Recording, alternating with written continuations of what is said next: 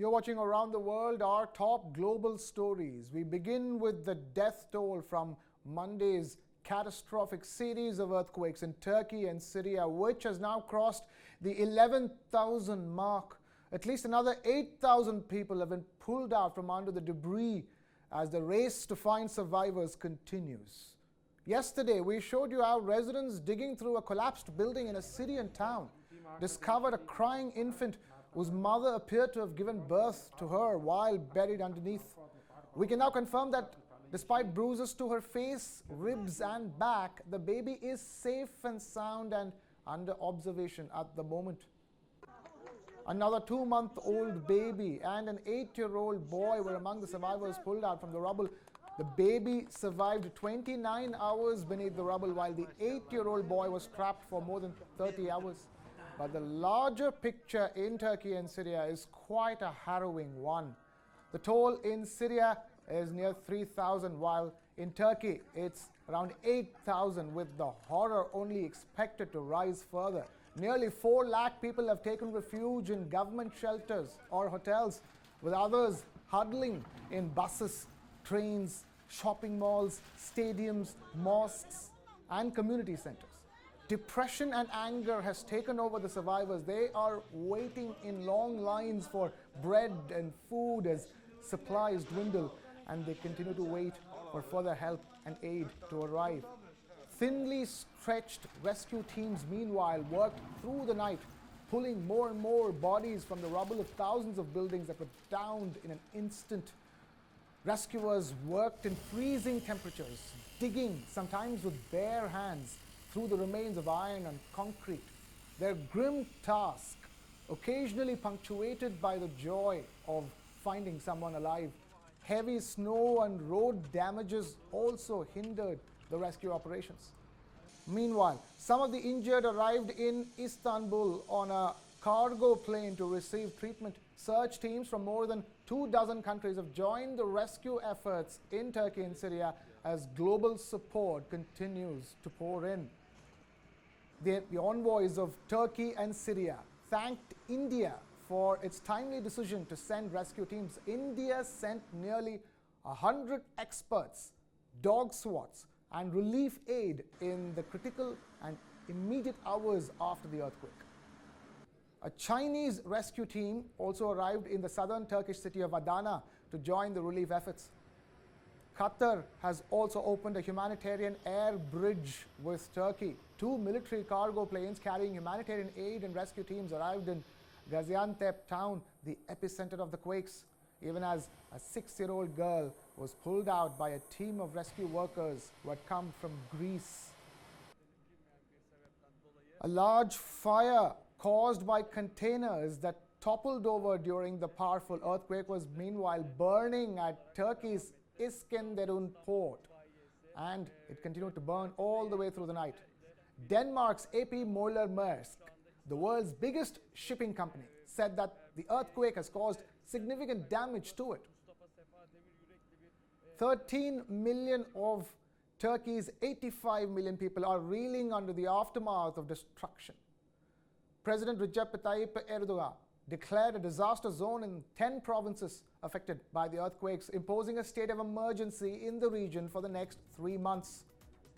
Meanwhile, in Taiwan's capital city of Taipei, the words "Pray for Turkey" were projected on the exterior of the city hall and its iconic Taipei 101 building to showcase solidarity with the people of Turkey. Taiwan has also sent more than 100 rescue personnel and pledged $2 million in aid. In the United States of America, President Joe Biden delivered his second State of the Union address, where he talked about unemployment, gun violence, abortion, and, of course, China. There was also a lot of drama to be seen during his address, and all of this was ahead of Joe Biden's likely re-election bid. Republicans heckling interrupted President Biden during the State of the Union address multiple times. The loudest heckling came when Biden discussed the Republican Party's reluctance to increase the federal debt limit, as Republican lawmakers in the audience pushed back.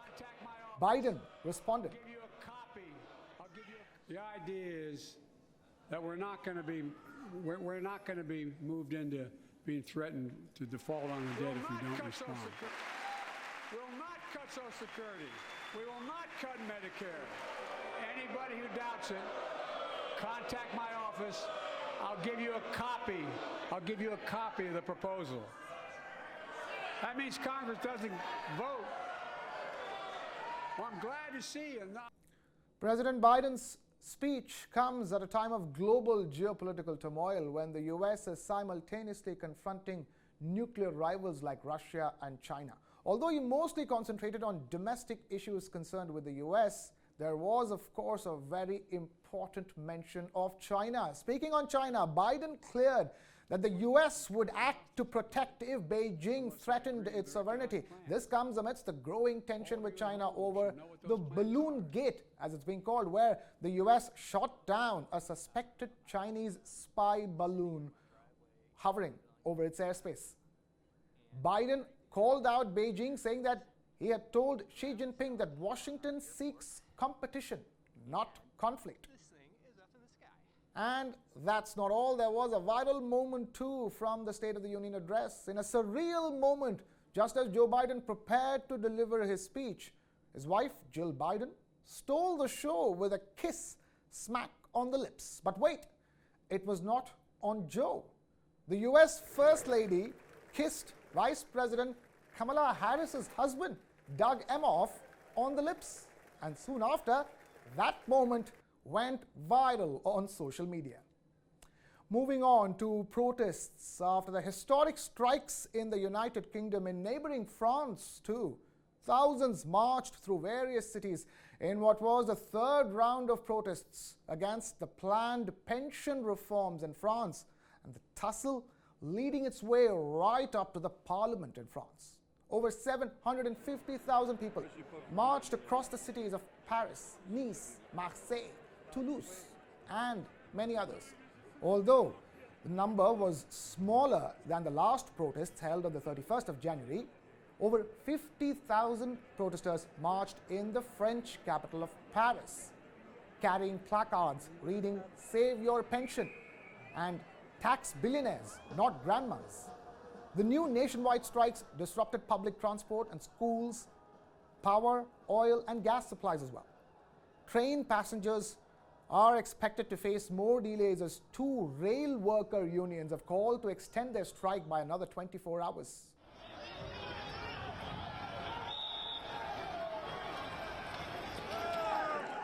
Meanwhile, tensions erupted between the police and demonstrators on the streets of Paris. Demonstrators clashed with the police in the neighborhood of Bastille, where flares were also thrown. There were many flashes of unrest, with the police detaining 17 people for throwing projectiles and alleged vandalism. Now, the latest protests have come a day after French lawmakers began debating a pension bill that would raise the minimum retirement age from 62 to 64. The bill is the flagship legislation of President Emmanuel Macron's second term. More than 20,000 amendments to the French law have been proposed by opposition lawmakers, mostly by the left-wing NUPES coalition. Up next, a law that gives a girl protection after she breaks up with her boyfriend. Yes, that's a reality. According to the newly revised and implemented Women's Rights and Interests Protection Law in Shanghai, in China. Shanghai's Minhang Court recently issued the city's first personal safety protection order for the woman after she breaks up with her boyfriend, effectively protecting a woman's personal and personality rights. A girl named Xiaoling and a boy named Xiao Qiang were a couple until November last year. However, just after the breakup, the boy made frequent phone calls and sent WeChat, or China's version of WhatsApp, messages to harass the girl every day. In addition, the boy went to the community where the girl lived 3 times, took photos and sent them to the girl as well. A scared Xiaoling, the girl, then applied to the court for a personal safety protection order. The newly revised law stipulates that pestering and harassing women on the grounds of falling in love or making friends or after terminating a relationship or divorce is prohibited. After the trial, the court held that the girl Xiaoling had been harassed and faced a real danger of violence and issued a personal safety protection order. The court also expanded the scope of application of personal safety protection orders. Physical violence or danger is no longer the only prerequisite for personal safety orders. Harassment, disclosure and dissemination of women's private personal information, and other inappropriate behaviors and dangers can all constitute the circumstances under which a personal safety protection order is issued. Up next, from China, we take you to Japan, where robots are now delivering everything from food to medicines. These are Japan's humble and lovable delivery robots.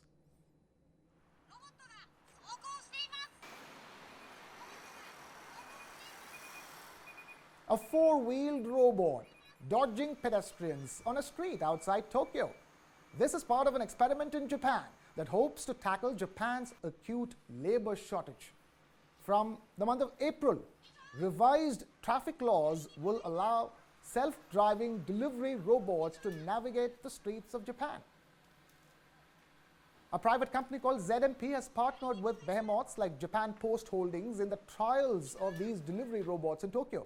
It's called Deliro robot, and it aims for a charming look featuring big expressive eyes that can be made teary in sadness if pedestrians block its way.